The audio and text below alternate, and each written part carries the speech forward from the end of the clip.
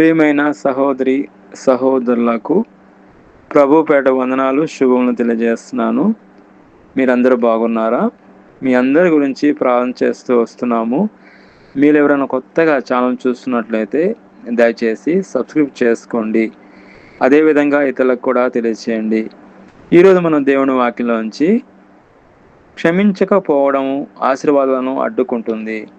Reference చూసినట్లయితే ఎఫెసీయులకు రాసిన పత్రిక 4వ అధ్యాయము 32వ వచనంలో, మరియు దేవుడు క్రీస్తునందు మిమ్మల్ని ఎలాగ క్షమించునో అలాగనే మీరును ఒకరినొకడు క్షమించుచు దయగలవారే ఉండుడి.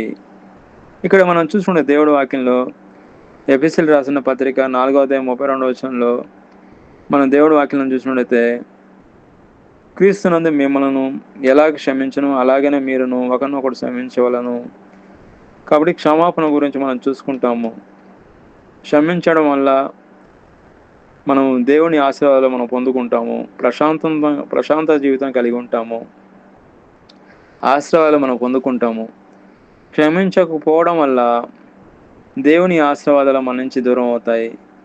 అదేవిధంగా మనం ఎంత ప్రార్థన చేసినా దేవుడు వినడు. కాబట్టి మనం క్షమాపణ కలిగి ఉండాలి. ఇతరులను క్షమించే గుణం కలిగి ఉండాలి. ఇతరులను ప్రేమించే గుణం కలిగి ఇతరుల కొరకు ఇతరులకు సహాయం చేసే గుణం కలిగి ఉండాలి. ముఖ్యంగా ఈరోజు క్షమాపణ గుణం కలిగి ఉండాలి. మనం ఇతరుల పట్ల క్షమాపణ గుణం కలిగి ఉండాలి. ద్వేషం అనేది మన నోట్లో కూడా రాకూడదు, మన మనసులో కూడా రాకూడదు. మనం ప్రేమించే వారుగా ఉండాలి. ఒకరిని క్షమించే వారుగా మనం ఉండాలి. మనం చూసినట్లయితే క్షమించడం ద్వారా ప్రతికూల ఆలోచనల నుండి విముక్తి పొంది దేవుని అనుగ్రహాన్ని సులభంగా పొందుకోవచ్చు. కాబట్టి ఆరోగ్యము మరియు శాంతి క్షమించడం అనేది ఇతరులకు చేసే మేలు కన్నా మన అంతరాత్మకు మరియు శరీర ఆరోగ్యానికి దేవుడిచ్చే గొప్ప ఆశీర్వాదం. కాబట్టి మనం క్షమించకపోవడము ఆశీర్వాదాలను అడ్డుకుంటుంది. క్షమించాలి. దేవుని యొక్క ఆశీర్వాదాలు మనం పొందవాలి. అదేవిధంగా మనం చూసినట్లయితే ప్రార్థనకు జవాబుగా అడ్డుబండగా ఉంటుంది. ఎప్పుడైతే మనం ఇతరులను క్షమించకపోవడం వల్ల దేవుని ఆశీర్వాదాలు ప్రార్థనలకు జవాబు అడ్డుపడతాయి. బైబిల్ స్పష్టంగా చెబుతుంది.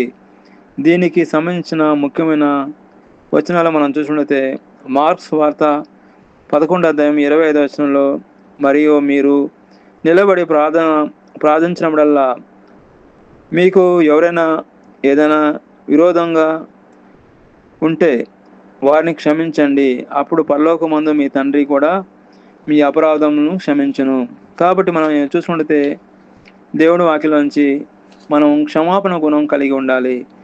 యోనా జీవితంలో చూసుకున్నట్లయితే దేవుడు యోనాను నినివే పట్టణముకు వెళ్ళి సువార్త ప్రకటించమని ఆజ్ఞాపించాడు. కానీ యోనా ఆ పట్టణము ప్రజలంటే తీవ్రమైన కోపము మరియు పగ పెంచుకొని క్షమించని మనస్తత్వం ఉండడం వల్ల దేవుని మాటకు వ్యతిరేకంగా వెళ్ళాడు. పరిమాణము అనగా క్షమించని గుణం వల్ల యోనా సముద్రంలో పడవేయబడి చాప కడుపులో భయంకరమైన శిక్షకు అనుభవించాడు. క్షమించే హృదయం లేకపోవడం వల్ల దేవుడు ఇవ్వాలనుకున్నది గొప్ప ఆశీర్వాదాలు, శాంతిని మరియు తాత్కాలికంగా కోల్పోయాడు. కాబట్టి మనం ఇతరులను క్షమించే గుణం కలిగి ఉండాలి. క్షమించే గుణం వల్ల ఎన్నో ఆశీర్వాదాలు మనకున్నాయి, ఎన్నో దీవెనలు మనకున్నాయి. కాబట్టి క్షమించే గుణం కలిగి ఉంటే మనం గొప్పగా దీవించబడతాము. అదేవిధంగా మనం చూసుకున్నట్లయితే యోసేపు గురించి మనం చూసుకుంటే యోసేపు అన్నలు అతని చిన్నతనంలోనే ద్వేషించి బానిసలుగా అమ్మివేశారు. సంవత్సరాల తర్వాత యోసేపు ఈజిప్టుకు అతిపోయినప్పటికీ అన్నలు తనను క్షమిస్తాడో లేదో అని భయపడ్డారు. వారు చేసిన ఆ తప్పును క్షమించబడలేదని భారం వారి జీవితాంతం వెంటాడింది. కానీ యోసేపు వారిని క్షమించి ఆ తర్వాత వారిని కుటుంబంలో సమాధానం మరియు ఆశీర్వాదాలు లభించాయి. కాబట్టి క్షమాపణ అనేది ఎంతో ప్రాముఖ్యమైనది. క్షమించే గుణం యేసు ప్రభు శిలువలో కూడా ఆయన ప్రాణం పోయే క్షణంలో క్షమించే గుణం కలిగి ఉన్నాడు. ఇతరులను యేసు ప్రభు ఎలా క్షమించాడో మనం కూడా అలాగే విధంగా క్షమించాలి. అదేవిధంగా మనం చూసుకుంటే ఆస్ట్రేలియా నుంచి మన ఇండియాకి ఒక మిషనరీ వచ్చాడు.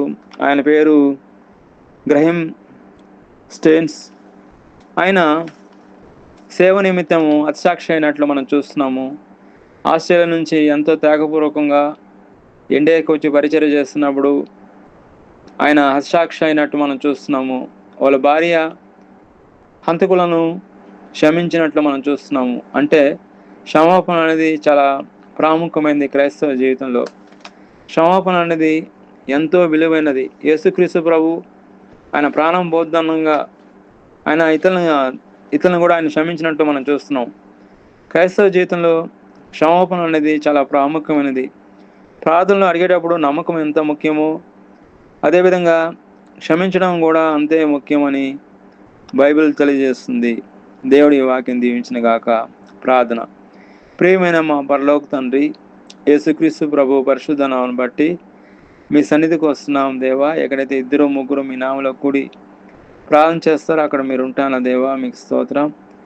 ఈ సమయాన్ని బట్టి మీకు స్తోత్రం నాయన. మీ వాక్యం ద్వారా మాట్లాడారు. ఈ వాక్యం మా జీవితంలో నెరవేర్చమని, అనుగుణంగా జీవించే కృపను దయచేయమని, ఈ వారం అంతా ఆశీర్వాదకరంగా చేయమని, దీవెనకరంగా చేయమని ప్రభువైన యేసుక్రీస్తు నామములో ప్రార్థన చేస్తున్నాం తండ్రి. ఆమేన్.